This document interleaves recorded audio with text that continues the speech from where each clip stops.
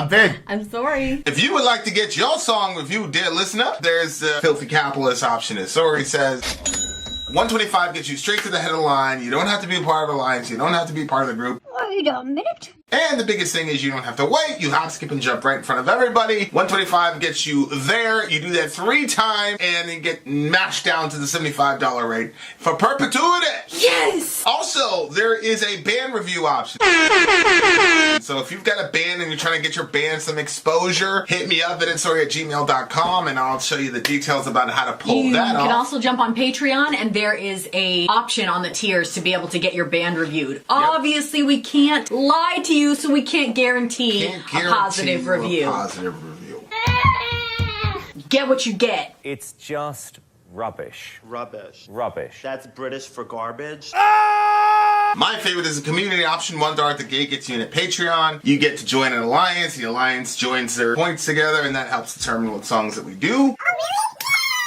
The alliances hang out on Discord. Message me on Patreon to get the link. And they do all kinds of other cool things. They do Minecraft, Dungeons and Dragons. Yeah. It's really a community within the community. Anybody can go in the village, facebook.com/Vin and Sori. There's 160,000+ people on the channel. What's cool about the Discord is that it offers a real opportunity for community connection, friendship, that type of thing. And it's on Discord, so if you're not a Facebook person, it's for you. You start off at $1. Right. Plus you get exclusives. Sori and I are working on a song. So the first 15 seconds of that was on Patreon. Also, at $15 tier and above, when we actually debut the video, they're going to be there live with us. There you are, dear listener. Buy our merch. Buy our merch indeed. Child shall lead them. So we are in you could still call it the middle of the Middle Earth DJ stream. And I have to say, there are certain people that when I'm like chatting with them, I'm like, this is a very interesting person, and I would like to meet them one day. Middle Earth is one of those people, right? 100%. Yeah, 100%. And okay, so Middle Earth said on this one, the name of the band is Windhand, and the name of the song is Halcyon. Yep. And Middle Earth said, increasingly liking Doom, so there it be. But I just like the way so there it be. They're a doom metal band. Yep. They're a doom metal So band. there it be. So here we go, doom metal. Prepare yourselves. Ready? Rip is saying, my girlfriend says when my son used to hear rubbish guy, he would start moving around and kicking. Oh, in her belly. Is she pregnant? That's so cute. Rubbish. Rubbish. Lace Chaser, send me an email, VinandSori@gmail.com. All right. All right, guys, here we go. I think that the background music is going to need to get tuned down somewhat because I keep hearing it on the slow parts of songs. So I'm not a fan of that. It's disruptive. Halcyon, let's go. Here we go. And we can't hear it. Why can't we Ripple, hear it? Why congratulations to you guys. Who? She's 8 months pregnant, but whenever she heard the... Oh, we got a baby in the house. Excellent. I too move around kicking and crying when I see and hear it. Okay. Rip, send us the link to her baby shower stuff. Yeah. And Jambi, send me an email, VinandSori@gmail.com. Since you play bass. Congratulations, you're now in the band. So there's that. All right. Jambi is? Yeah. Jambi's in the band now. We just got a new bassist. Surprise! Surprise! Yes, we have a band as well. But I mean, yeah, we're waiting for the homie. We waited for like a year. I know. We've been fat. All right. Let's do this. Jambi, wait. Before Vin says you're in, you need to send us some clips of what you do because I'm the quality checker. Come on, it's Jambi. I mean, what could go wrong? Send us some clips, please. Then we'll go from there. Listen. All right. You know what I'm talking about. All right. Send it to us. Okay, go. And how do you get Vin and Sori to react to Vin and Sori's band? That's a good question. All right. Nobody cares. Halcyon. Nobody cares. What's the name of this band again? Sorry, Brandon. Windhand by the band Halcyon. Let's go.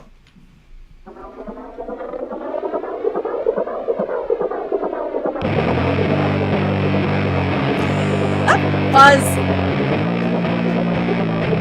I was not expecting this.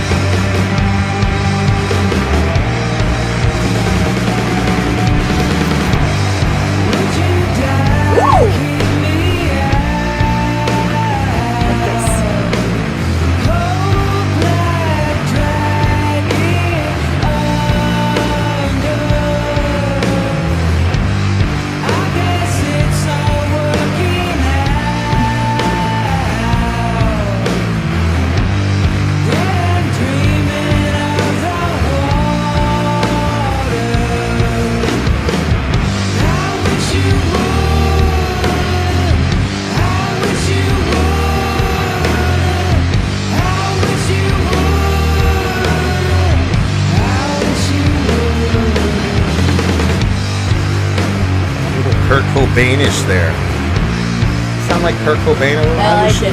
Yeah.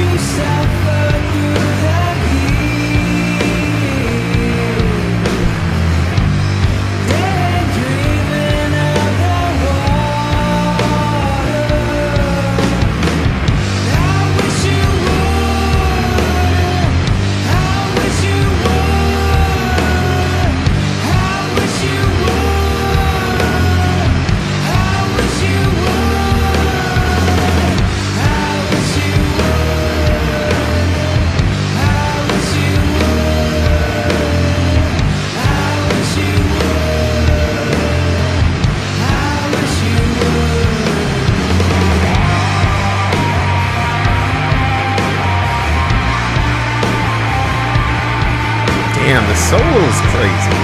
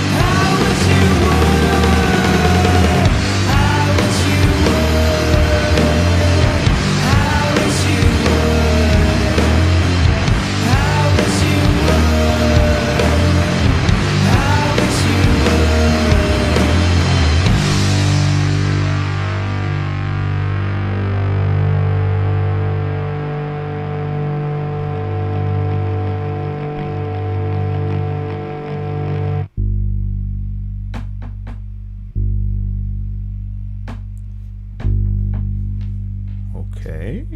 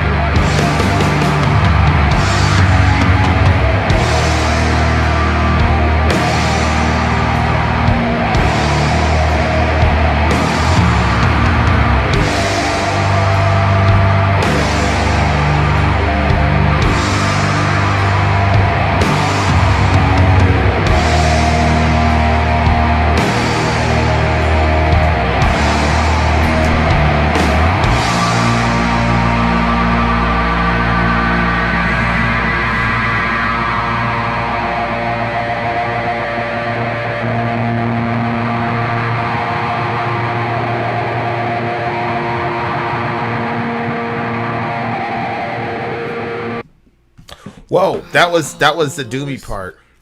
Really Man, that good. really had a Alice in Chains. It had a grunge style. Mm-hmm. He had that only Lane Had Staley some can deep do in that there, haunting too. vocal style that he does. But it was haunting. Yes. And then the I Yes, wish it you was. would part just reminded me of Kurt Cobain for some reason. I don't know why. Yeah. Actually, I there's can a see song that, that used to actually. play on the radio, and they said it was from Kurt Cobain. All I remember was "You Know You're Right." That's all I remember. You know you're right, and the I wish you would made me. I don't know. Like Kurt would say stuff and be like, "Man, what's he really talking about?" Yeah. Like, if you look here, Yeah. he says, "I guess it's all working out. Dead and dreaming of the water. I wish you would." And then he says it again here. Is that where you've always been? I won't mind if you hang around. I wish you would. So is that a double entendre? Hang around. I wish you would hang. You know what I'm saying? Like I wish you would die. And then it says, would you die to keep me out? Cold black dragging under. I guess it's all working out. Dead and dreaming of the water. I wish you would. Mm-hmm. Wish you would what? Well, Because it says here, would you die to keep me out of the water? So when he says, I wish you would, what is he saying? Is he saying, I wish you would die? Because the only way to keep him out of the water is to die, is for the person to die. see, that's interesting. That's not at all how I took it. How'd you take it? Well, he says, would you die to keep me out? As Hex- in, I took that as... Hex, stay around because I want to address what you said after this video. So if you can hang out right after, that'd be great. Go ahead. I'm sorry. And if for some reason you can't, send him an email and put the vinandsori@gmail.com and just put Hex in the subject so we know it's you. The would you die to keep me out? Like, you know how in relationships sometimes people don't want to open up to the other person, and so they would rather die than let that person really in. Yeah. And so maybe the person is super prideful or something like that, and so then they're saying, would you die to keep me out? Like, would the person rather die than let them in? Cold black dragging under. I guess it's not working out. Dead and dreaming of the water. So the relationship, this is of course, you know me. So the relationship was not actually working. I put romantic relationship, but I don't think that it has to be. Could be a friendship. Actually, I kind of was thinking more friendship. Dead and dreaming of the water. Like the relationship, what they have, like that whole thing, it's dead. And that person is not going to open up. And they're dreaming of the water because they are thinking, like, there's a point where sometimes people cross, and I don't think that it's something that you can't turn back from, but there is, you know, where you're thinking about suicide, you're thinking about it, and then there's a time, like, where you're, like, planning it, you know what I mean? Like, you still have a stopping point, and you can turn from that. Like, there's still that opportunity, and then the opportunity is not lost until you are completely dead. Right. So, you know, I think there's been people who have started, and then they try to stop it because they're like, shit, I'm making the wrong choice here, you know? So there's always... They did a study of people who failed. Mm-hmm. And they said that when they thought that they were dying, they regretted they it. said, what the fuck did I do? Yeah. So, yeah, it's to back up what you were saying, yeah. But go ahead. So then the I wish you would part to me was, I wish you would open up to me rather than that other option. I wish that you would be open. And then, would it kill you to be here? Well, it would, because the person doesn't want to be there and doesn't want to be open. It's going to kill them to be there. That's why they're, you know, I guess I have seen it coming. Like, it's not like, you can't deny it. Like, the person is closing off and they're progressively getting worse. Won't you suffer through the year? In other words, why do you have to kill yourself? Can't you just suffer through the rest of the year? Like, I know you're suffering and you don't want to actually be here, but can't you just try to suffer through the year? Dead and dreaming of what the person is just dead and dreaming of the water, as in that's the way that they're going to kill themselves.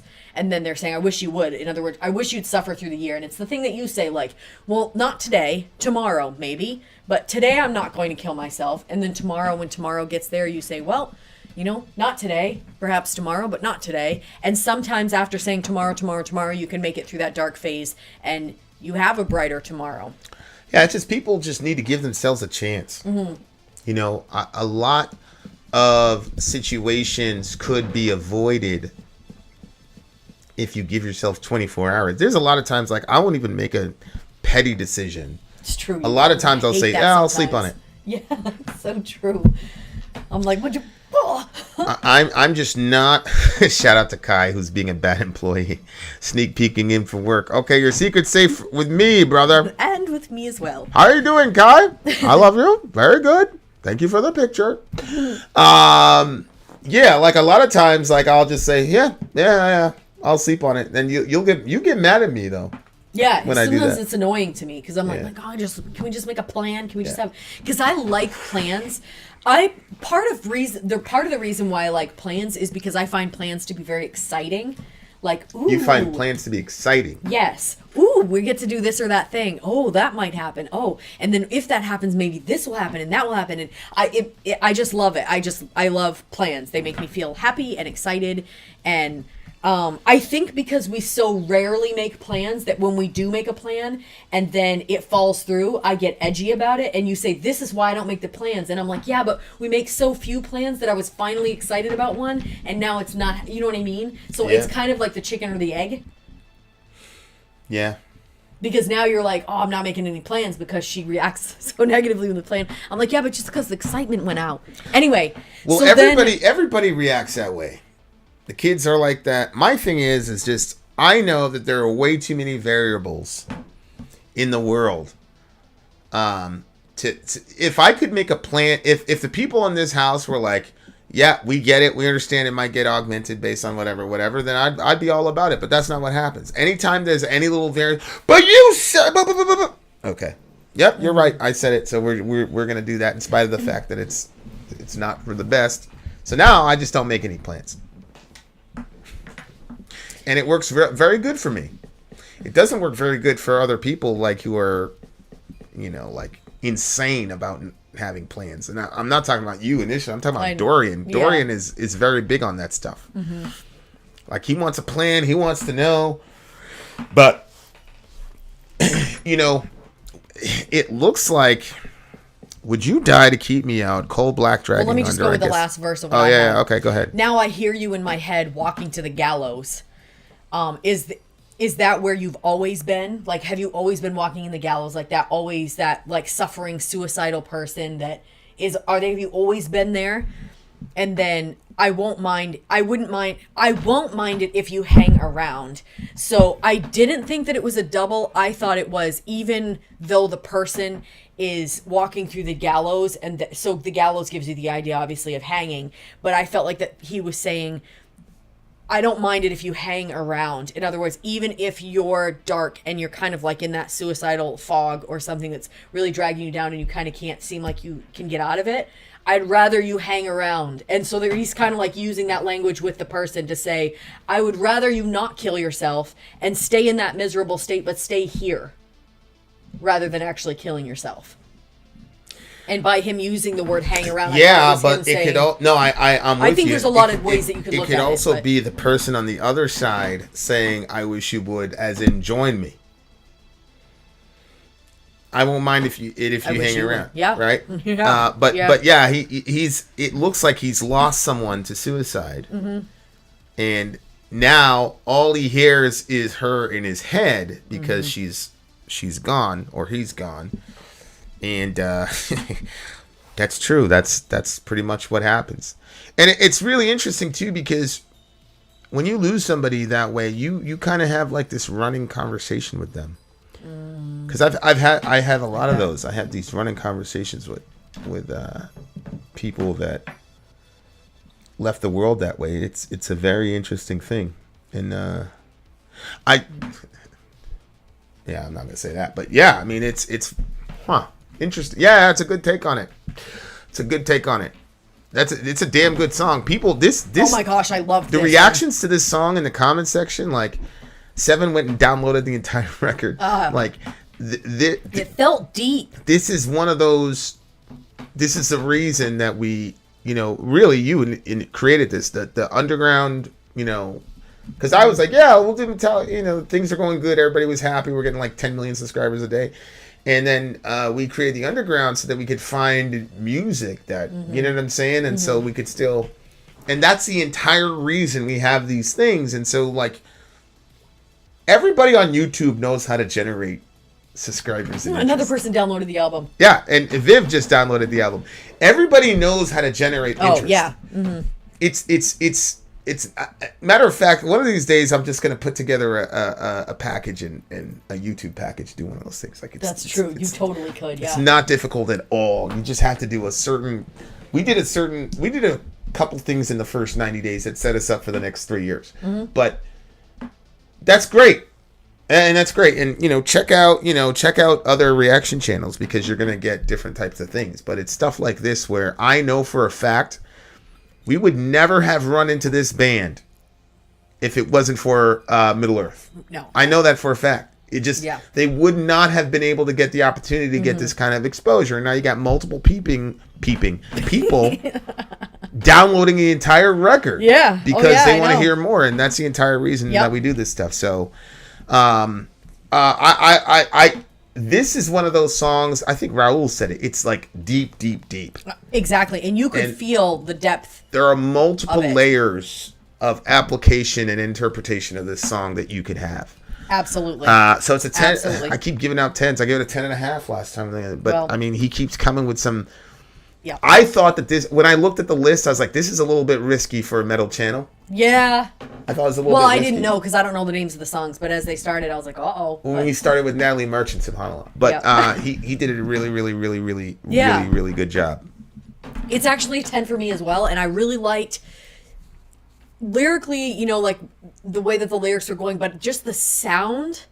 Yeah, something about the sound. The sound my senses liked, but inside something felt very, very deep. Yeah. And so, this song probably has a bunch of layers that the artist put into it. And I think that it's also probably interpreted in a lot of different ways by the listeners. Totally agree. Definitely has a lot of depth. So it's a 10. This is definitely a diamond in the rough. As far as the DJ stream goes, this has been the most reacted to song by the audience that we've ever had. It's just a fact. So there you go, Middle Earth. Do what you will with that, dear listener. So yeah, Vin 10 out. Sorry out. Gone. Wow. Holy shit. That one is one you could talk about for a long time. There are some songs that when they finish, it's gonna be I'm like just a 9-hour review. Yeah. When I finish the song, I feel like, well, we spent 30 or 45 minutes or an hour sometimes talking, whatever. And there are some songs that I'm like, I still am not satisfied. Mm-hmm. I wanted to break that one down more. Mm-hmm. Oh, then why didn't you? Well, I'm just saying, like, there is so much more that could come out of it. And it's kind of like one of those things where I'm like, I would like to put the lights on in our room, put some music in the background, and just start talking with the We two did of that us. with that Ethiopian record. Yeah. That See, was that really the other good. one, whoever, I don't even know who did that. I forgot who did that stream, but that Ethiopian record. That one was a very, That was a very, very good one. Yeah, we just really, hung out and really just good. talked. Really, really really good. Oh, there's Raul. Okay, so Hex, you said something, bro, and I just wanted to touch on it real quick because it was pretty important, I think. So thanks for sticking around. So Hex says, I actually went to church recently feeling like I want to be a Christian, but unfortunately I went in intoxicated. I cried, love the vibe, but I want to walk back in sober. I don't want to be a hypocrite. So I think the first thing that I would say is it's good that you walked into church intoxicated. Yeah, I think that's what makes you not the hypocrite. And I also want to say that to a degree, it's good that you don't want to be in church intoxicated. To a degree. And here's what I mean by that. Now, we've been in church. We had a pretty decent pastor at the time because it was one of the last sermons that we heard from him where he basically said, some of you in here are high right now. Mm-hmm. And then he said, I don't care. Mm-hmm. I don't care. Yeah.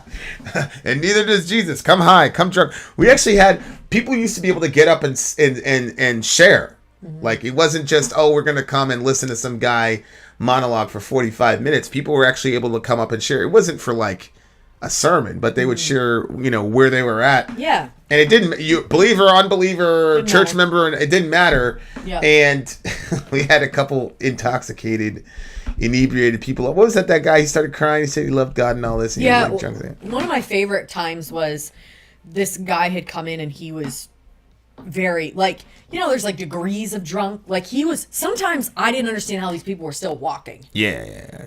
He was out. Yeah. And he came up and I was like, I just knew God was just going to do something for him. Like, I just knew it.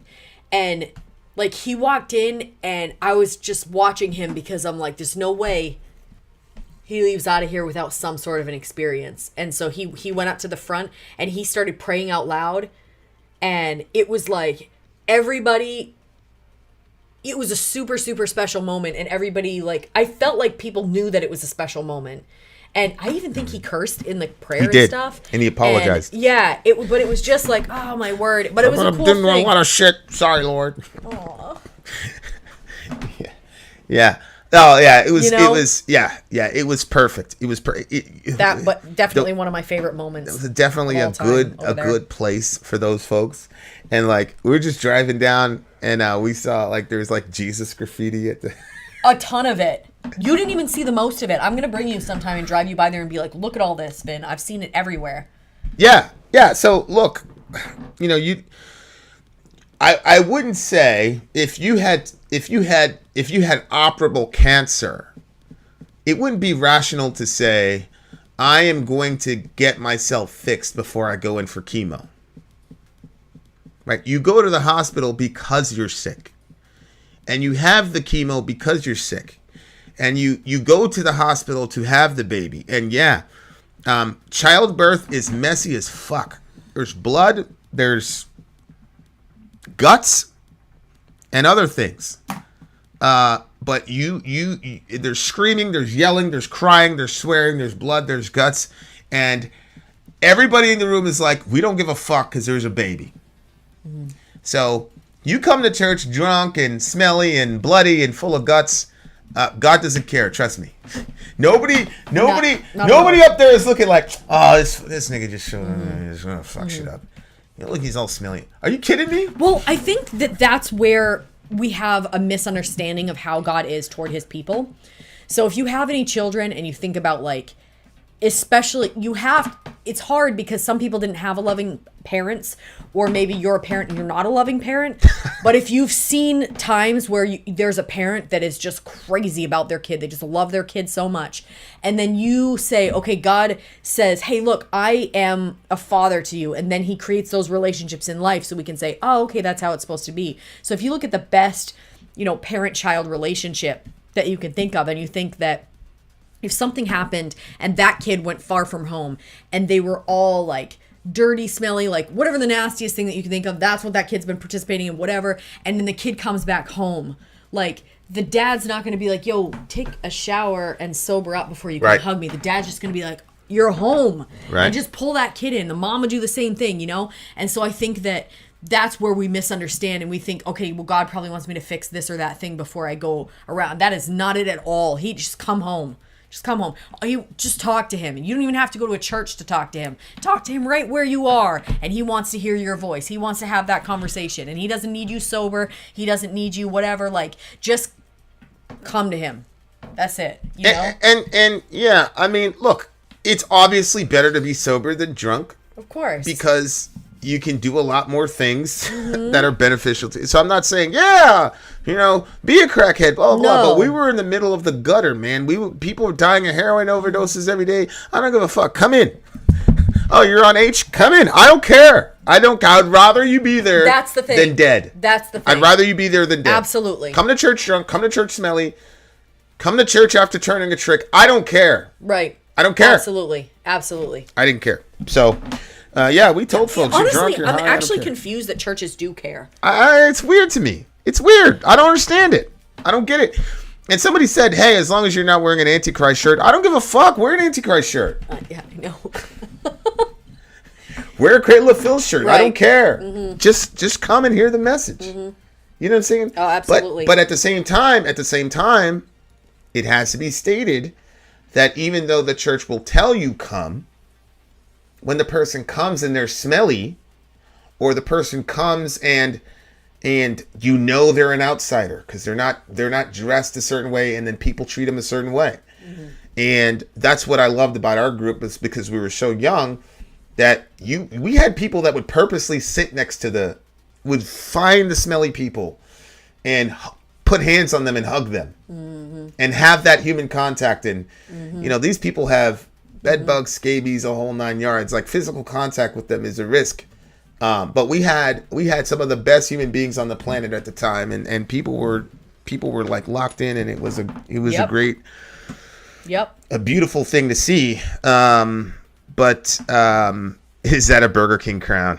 Nah, man, this is the real deal. I'm wearing it in honor of Middle Earth, because we got Princess Sori and King Vin over here. All right. God doesn't like my sense of fashion, but his isn't great either, so whatever. Ben Webb is already a Christian, y'all. He's too prideful to admit it. You know what I'm saying? But I'm almost certain, aside from you, Ben is one of the people I'm like most certain I'm going to see in 10,000 years. Aside from, so there you go.